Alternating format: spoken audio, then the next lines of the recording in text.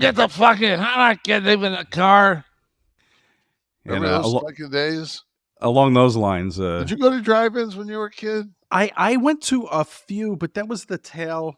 Oh that man, was that right was at the end.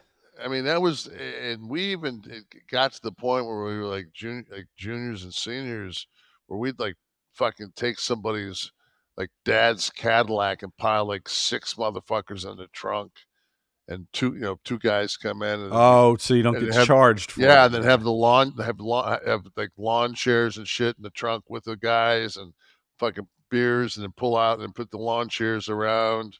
At how many times do you get through with that? Dude, you know how long I had to fucking be driven? I wasn't even driving. How I to get to an area that was sparse enough to have it. It was like upstate New York. How far from Detroit did you have to go to get? Oh, these motherfuckers are right in the middle of they had them where there was 3 screens back to back to back. Like But that much. But where was that much space near Detroit? all everywhere. Fuck, it doesn't take much space. For drive-in theater compared to the cities we grew up in, it takes a lot of fucking space. You're talking about Detroit is like, it's so different than New York City.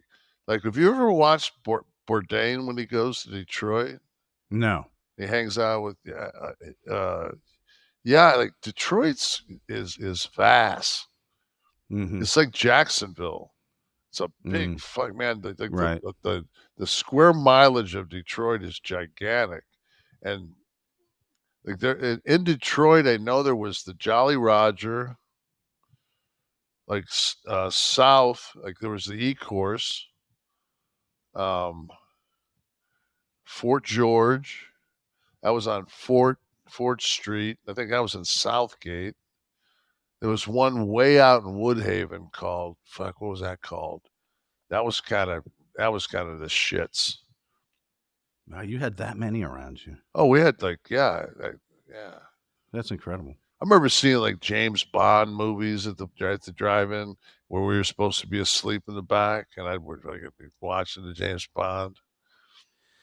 During COVID, they did that down here a little bit because I was in Florida. Is this the ones that are still there? It has to be if that's on Google Maps. Yeah. Wow. See, the Monroe Street's right there, man. Ford Drive-In Theater, Monroe Street.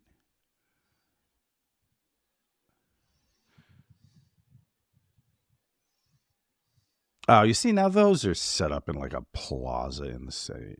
Yeah, but that Ford, that one there, that one might be the that's got 5. Yeah, that's a big. That's the deal right there, man. Yeah.